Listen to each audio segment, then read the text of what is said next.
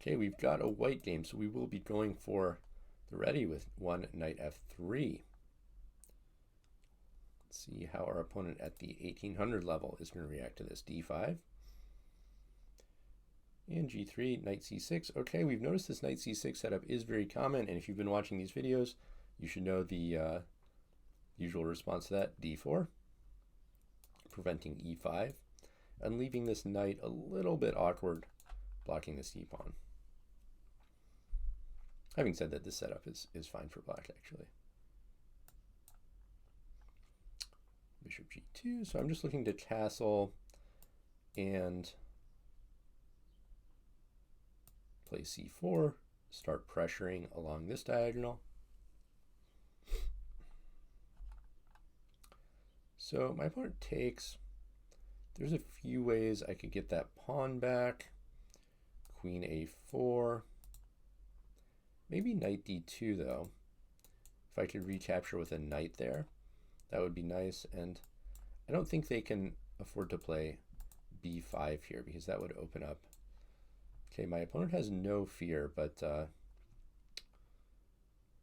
don't think that's a wise decision because I can just play knight e5. And here I could take the rook, but I believe more accurate is to take the knight first, which is attacking two other pieces, and then only after I take that knight. Oh, okay, they're going to save the rook, but then this is just going to still be an extra piece for me. Okay, I won a piece for 2 pawns. What now? Well, I want to break up these pawns that my opponent has. So I'm thinking of like a4, b3,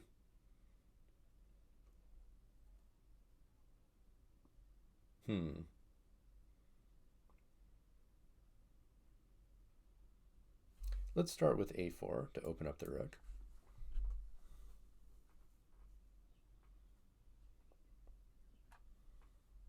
And I think I'll take.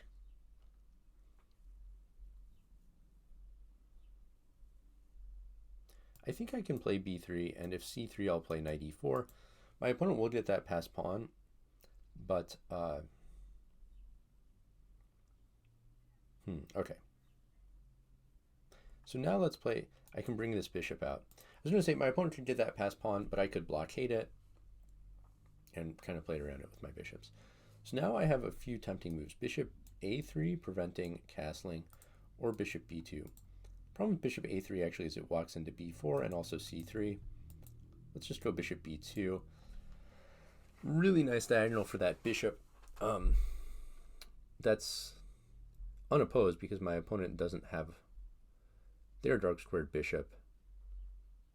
So that's quite a nice piece for me. Okay, e4 looks decent. Or just bishop e5 is also interesting here. Or even just knight f3. I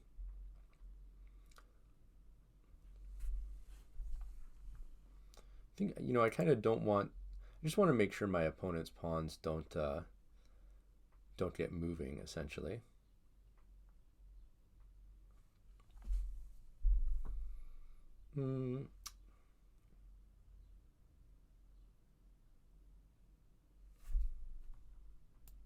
Let's go e4. Since I'm up a piece, opening more lines generally should probably be good for me.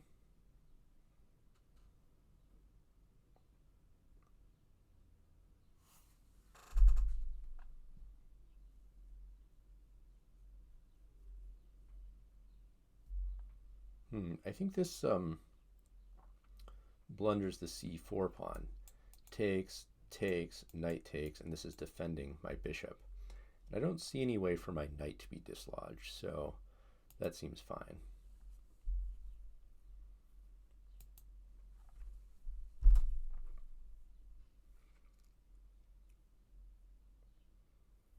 For example, bishop a6, not possible because my rook is covering it.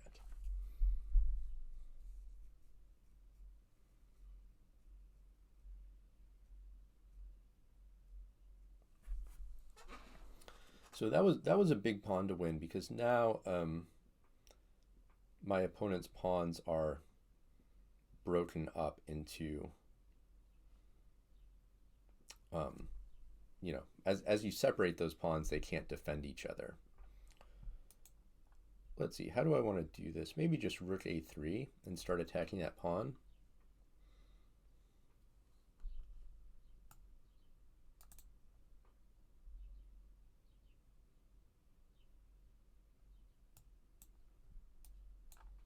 Seems fine.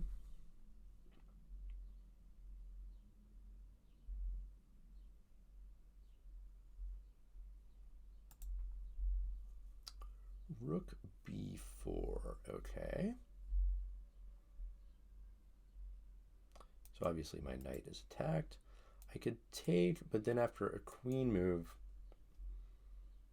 the knight's attacked, but I can also take on f6. So okay, take, tempo on the queen.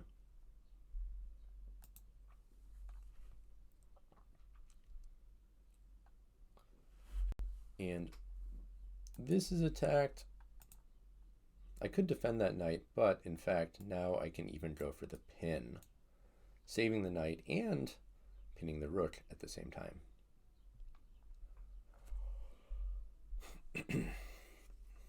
So that should kind of emerging up by a rook, I believe.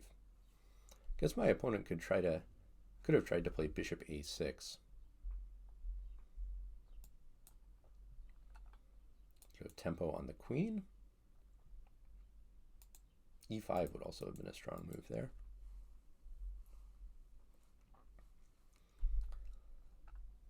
I could have just taken the rook, but I'm going to bring my knight in first. I can still take that rook if I want to.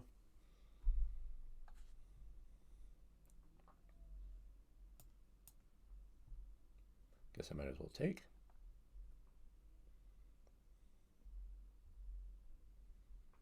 And let's just simplify the position.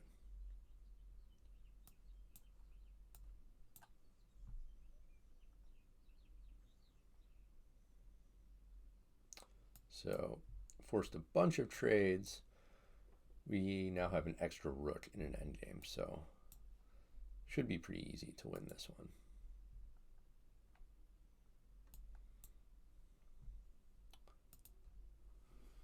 And we are getting a pawn using the pin.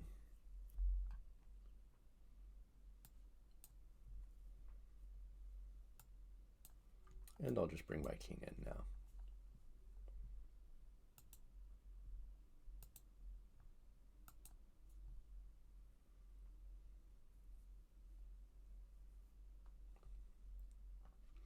And the opponent resigns. All right. Remember, knight c6 is usually met by d4 to prevent e5.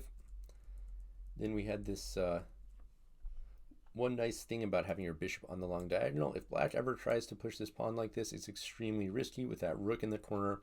That's going to lead to a tactic very often, as was the case here with knight e5. We got a piece for 2 pawns. Little sketchy on the conversion, but an extra piece should be a winning advantage. Right, white pieces 954. I think this is our highest rated opponent yet. We will stick to our guns with one knight f3. g6. You can do, of course, g3 against this, but I like to change gears since my opponent is not fighting for the center directly with this move. Actually play e4 here and switch it back into sort of classic aggressive central control strategy with the classic pawn center. And the setup I like is bishop c4 here. Immediately looking at f7. Oh my goodness, and our opponent walks right into, do you see it? Check. Taking advantage of this tactical motif of the bishop being loose and on the line with our queen. My point was that if king takes, then knight g5 check, black has no time to take my queen, and I get the bishop back with an extra pawn and having wrecked black's king position. Now what do I want to do? I successfully got my pawn, so I could just retreat the bishop. Even knight g5 might be possible, because after my queen is taken, I can come in with knight e6 check. I think that's just going to lead to a trade. Really not necessary. Let's just go back. I think we're going to be very happy to have picked up that pawn force black's king to move, meaning they cannot castle now. So I think we'll be more than happy with that. I'll just defend this.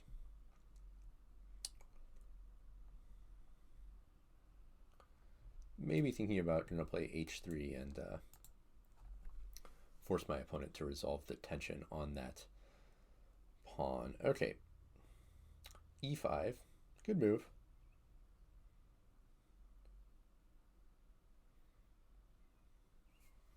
Yeah, let's just play h3. I think my opponent has to take, because if they move the bishop away, then I could come in with knight g5, which looks quite dangerous.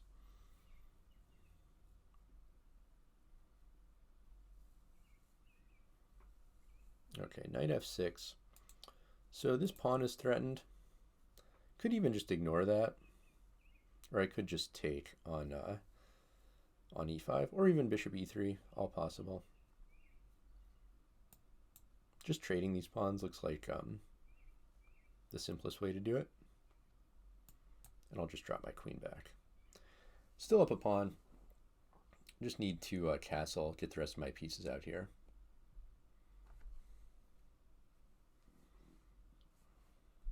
My opponent's actually, apart from that mistake on move 4, my opponent's doing well to get their pieces out and kind of stay in the game. Because they were in a spot where they were at risk of losing very, very quickly after bishop takes f7. Now this b5, with this king still open, this looks very, very risky, and I feel like I can even just play f4, e5, and just rush forward here, and probably go directly for the king this way.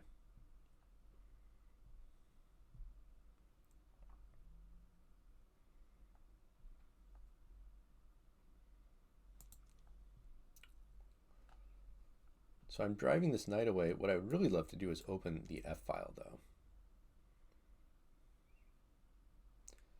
e5, knight h5.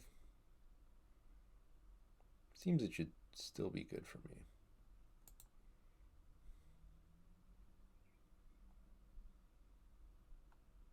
I just have to watch out for knight g3.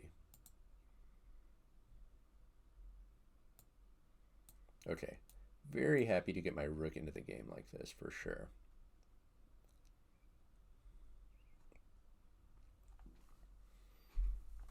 And this bishop is also looking here, so looks like my opponent is okay, that's a clever move.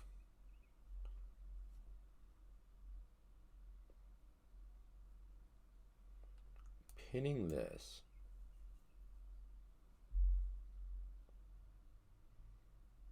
You know, I could even think about taking. Actually, ooh. Does that work? Okay, e takes f6, queen takes e2, f takes g7, check, king takes g7, rook takes f7, check, king has to go back to g8, then there's a discovered attack. So I think this actually works.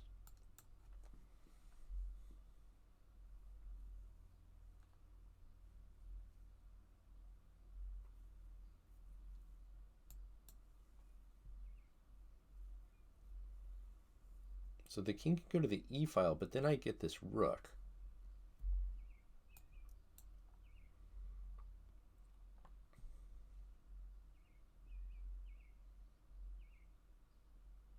So the problem for black was king h6 was not possible. They had to go back, but now I have discovered attack. How can I use that? Well, probably just to pick up the queen. Is there anything better than that? Well, I think that's going to be fine.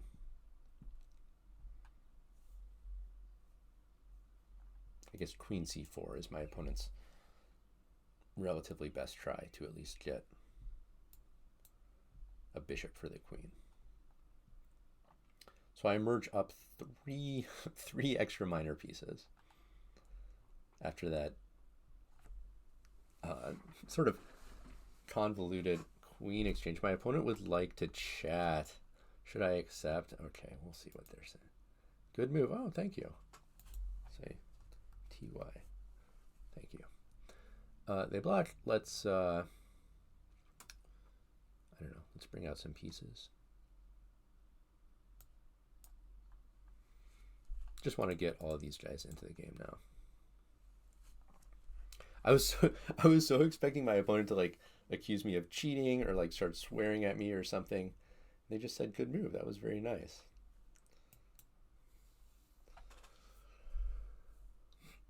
Okay. So let's just bring all the pieces in.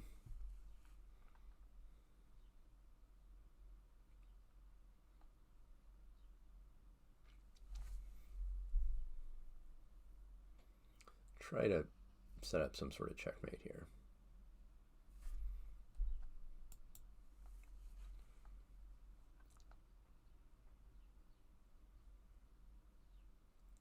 Which we are getting close to.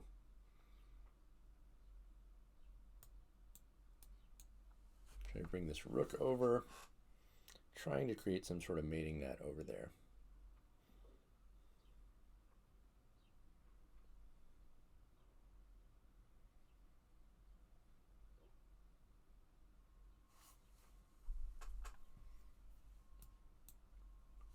And this is mate. Okay, good game. Really important tactic to be aware of. When you've got this bishop pointing at f7, black has to be really careful about bringing the bishop there. Looks like a pin, but if this knight can jump out of the way, it will actually be the bishop that's lost. So bishop takes f7, very thematic pattern. You see this a lot. You got to know this one.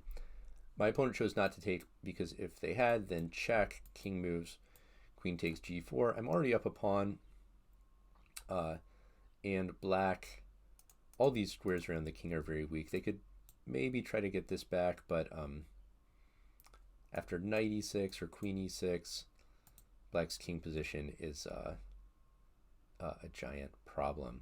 So really important tactic. My opponent actually then did a great job getting the pieces out, but well, they had to move their king. They were down a pawn. Their king was weak, and I was able to finish it off with even some fancy tactics at the end there. So that was nice. Okay, white pieces again. We are climbing up through the ranks into the 800s now. Knight c6, d4. This should be very familiar by now. e6. I'm going to go for e4 again. This lets black transpose into sort of a French defense with d5, but one where the c-pawn is blocked. Bishop b4 check. Not a great move. I can just block that with a pawn. I can now do b4, a4, try to trap that bishop. Or I could just kind of ignore it and play bishop d3. Let's just go for the solid option this time. I feel like I've been getting into a lot of weird situations advancing those pawns. Let's just develop a piece for once. Now, however, oh, I'm really like tempted to start pushing pawns over here. I mean, I don't know. Knight g5. We're gonna keep it simple this game. I'm just gonna castle.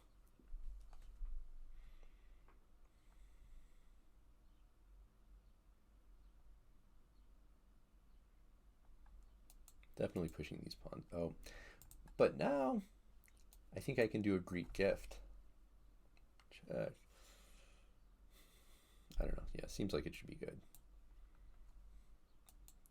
This is a typical pattern. So, and queen h5 and the queen coming in. The key thing to know about this is this only works if black cannot defend the h7 square. So very important that this knight can't come back there because my pawn controls it, and this bishop cannot defend that. If those conditions are true, this usually works. So queen h7 mate is threatened. Black can give up their queen for a knight, but obviously that would be good for me. The only other way to really prevent mate is rook e8. But if black does that, well, then I still have a forced mate, which I will show you if it happens.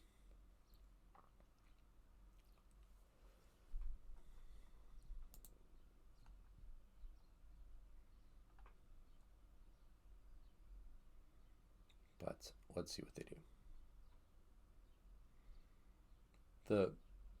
The better try for my opponent, probably they had to bring the king up to g6. But then there's a few things I could do. You can either play queen d3 or queen c2 and put the queen on this diagonal.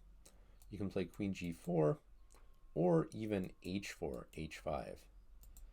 So I'd have to calculate to try to determine which one of those would be best in the position. Not sure, but looks like probably one of those should be good.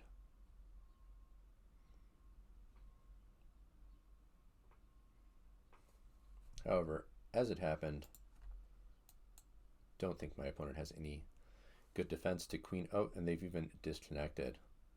Oh, that's a bit rude. Okay. Okay, they abandoned the game. So just to show you this pattern, if rook e8, I could play queen f7, queen h5, queen h7, queen h8, queen g7, forced checkmate. So Greek gift sacrifice. Key pattern to know. This is possible when your bishop is attacking h7. You've got the knight and the queen ready to come in. And remember, really important that black cannot defend h7 with a piece after you do it. Okay.